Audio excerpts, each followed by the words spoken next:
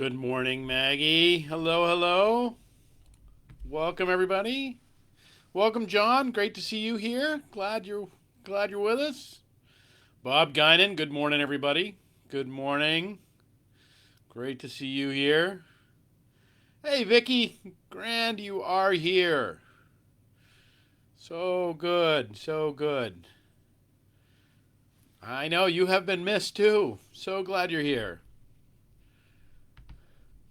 Jamie, you made it out of the dentist chair. Good news. Morning, Bonnie. Great to see you here. Hi, Donna. Good to see you here this morning. Good morning, Irene. Glad you are here. Hello, hello, everybody. So glad everybody's hopping in and being with us this morning. Robin, good morning to you. I hope you are well. It is a hope things are well in your world today. That everything is in all that is going on. Everybody, good morning, good morning, good morning, Priscilla. Another 11:11. I know, isn't it crazy? Another 11:11. How is it impossible? Good morning, Fannie Faye Davis. Hello. Good morning, everybody. Good morning, good morning. So glad you are here. It is another steamy day. I don't know if it is steamy where you are, but it has definitely got the summer is here. It has arrived in full force, and so I hope you are enjoying it and you're just soaking up the sun wherever you are. Good morning, everybody. Good morning. One or two more folks coming in. Sharon Landry, everybody. Hello, Sharon. Great. Glad you're here. So good that you are here. So glad.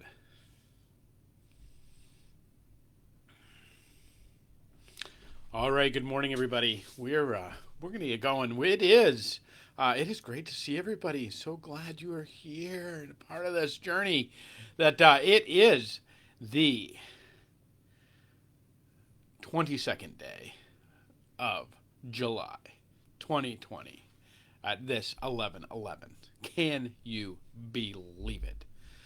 Good morning, Sherry Ladd. Great to see you here. And so this morning I want to just dig into a parable of Jesus. Just spend a little time in teaching. This one keeps circling back around to me, and so I wanted to share it with you and spend a little time with it that we might kind of just soak up some of how to negotiate these days that we're in, because I know we can, this all obviously all started with in the middle of March with with the wider response to COVID-19 and but it has been this revealing. It's kind of what I feel like this time is that really nothing is, that we're not really discovering new things about people, or we're not really discovering new things about how things are. We're really not. It's just revealing a whole lot of stuff. That the more amperage gets poured into it, the more excitement gets into it, the more all that is going on, the more fear that gets on board, the more things are often just being revealed as to what they are. So I want to just talk about this parable right here this morning, and this is from the 18th chapter of Luke. He says, "There are some who were sure that they were righteous. They acted as if they were better than other people. Jesus gave them this example. Once there was a Pharisee and a tax collector. They both went up into the temple courtyard one day to pray, and the Pharisee stood there alone. He was praying like this: 'Oh God, I thank you that I am not like other people. I am not like the men who steal or cheat or commit adultery, or even like this tax collector. I fast twice a week, and I give 10% of everything I make.' And the tax collector stood alone too. However, when he prayed, he wouldn't even look up to heaven. The tax collector felt very humble before God, and he said, O God, have mercy on me, a sinner. I am telling you, when this man went back home, he was right with God. When the Pharisee was not right with God. Every person who acts as if he is important will be ashamed. But every person who humbles himself will be made very important.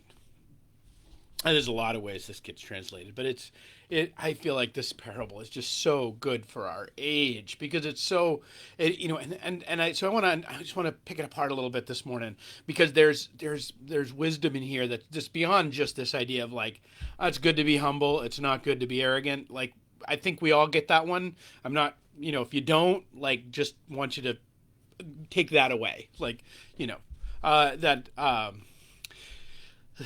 hi. Hey, Beth, how are you? Good to see you here this morning. That we are, that in all of this, we're in this midst of trying of standing before God. Like, I think that's part of what this age does. There's something about engaging our mortality in this. Like, there's something about just finding it like that this age brings us to. Whether it's the fact that we think we're going to get COVID, or whether we think whether our job is on the line, or that the world has been disrupted, or we can't send our kids off to school, or our summer plans have been changed. It's all of this, like, that we're so kind of conscious that we're wrapped up in this mortal coil, or this and that so we long for these answers. We long for having it right. And in Jesus' day, there were about 5 different camps of people who knew they were right. There were Pharisees, there were Sadducees, there were the Essenes, and there were the Zealots, and then there were the Sicarii. So there's just these 5 different factions running around. Like, so you really can think about them as kind of the Democrats and the Republicans and the Black Lives Matter folks, and these factions and these ideas are still we're just as alive, and they're all kind of geared around how do we deal with the repression of the Roman state. Like, that's kind of what they're all contending with. So the Sicarii and the were in rebellion. The Essenes, they just went out in the desert and they hung out there, and they're like, screw the man, because we just want nothing to do with it. The Sadducees and the Sadducees and the Pharisees were trying to work within the system because they had their answers about the way that you were supposed to be in the midst of all that was going on. So all these different factions are playing themselves just like they are today. It was no different than Jesus' day. That the Jerusalem that he found himself in was as fractured and as polarized, if not more so, than what we find ourselves in the middle of these days. And this is the thing. Like, what does Jesus point to? He doesn't say, "Oh, the Essenes have it right and the Pharisees have it wrong." He says how you come at this thing, whether you think you are filled with righteousness, or that you realize you do not have answers, or you realize you're a part of a broken system, or you realize you're part of an imperfect system, and that you own your responsibility in an imperfect system, and you approach God anyway. And that's what the tax collector does. So a note about the tax collector, just so we can understand, like, well, so the guy worked for the IRS. What's the big deal?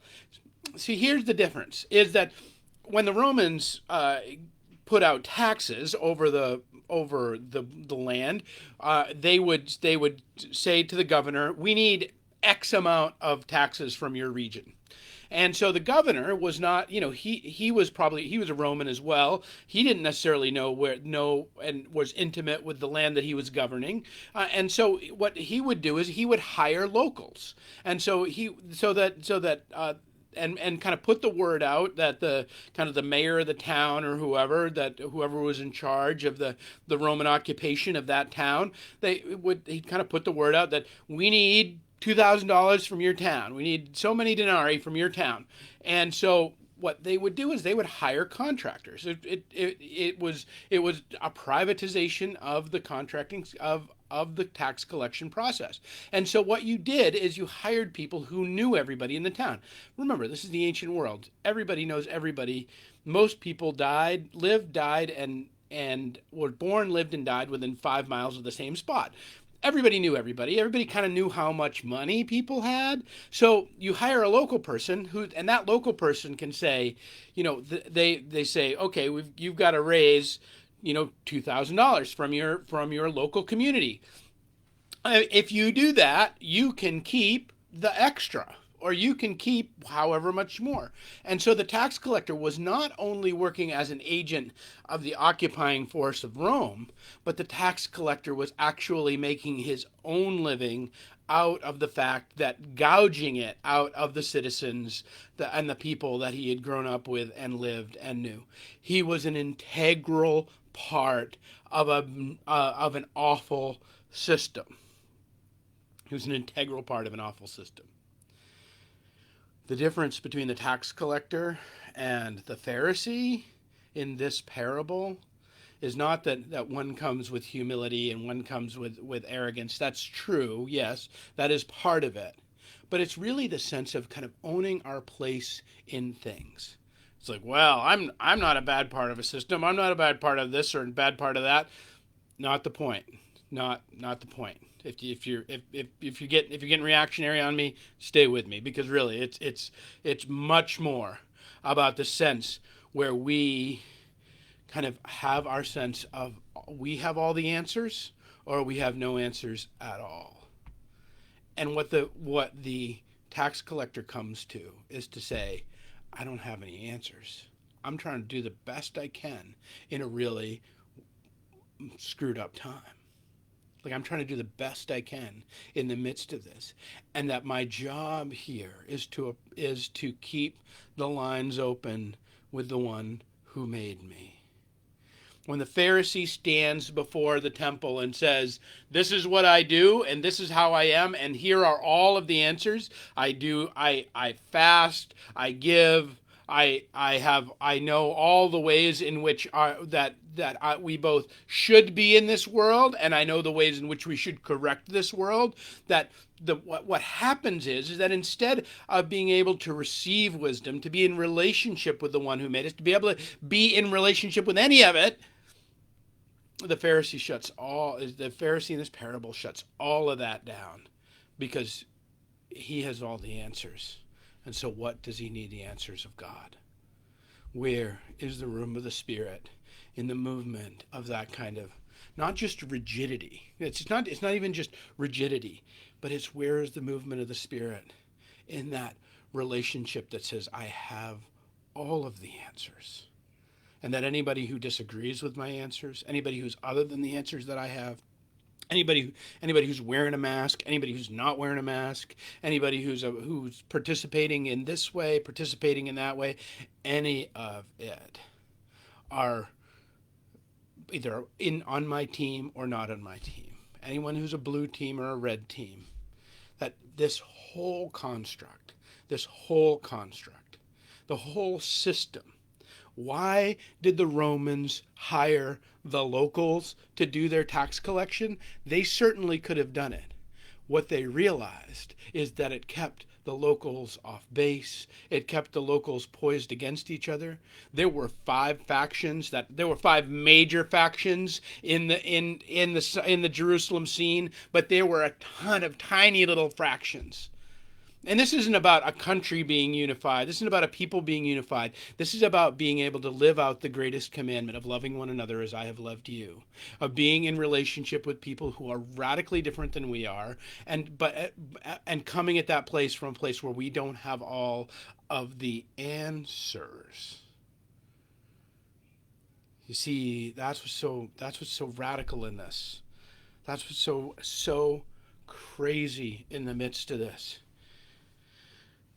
And that when we put ourselves in that place of being fully entrenched in our camps, we end up cutting ourselves off from all of the things. See, this is the thing, is you can't and this is the thing, and we find this, like, and you see it in all things, like you see it, this is true in all things about life, that people who get into addiction often get into addiction to numb some sort of pain, to numb some sort of trauma, to numb some sort of loneliness, to some we can go on and on about the kind of what we understand about why people fall into this in the course of their life, because of the fact that they're in pain and they're seeking to medicate a pain. This is the standard way in which they have been dislocated from their lives by the changes and movements of things, and that's what we understand. But what the thing is there that people who often fall into this are there to medicate a pain, but they don't necessarily want to medicate away all the rest of their life. But what we discover about life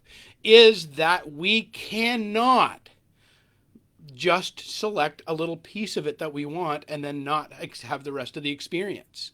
And it's the same thing with our relationship with humanity. It's the same thing with our relationship with with our wider selves and who we are. And I'm not saying don't be convicted in what you believe. I'm saying be fully convicted in what you believe.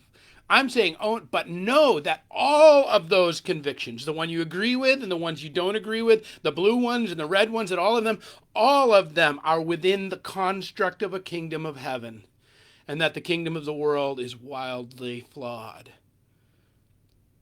And that and I think we can all point to the factions of our days and say that they are appropriating. This is what I would say of them. They are appropriating things of God. They think they have solutions for the world that are really God's to give, that are really the Spirit's to move.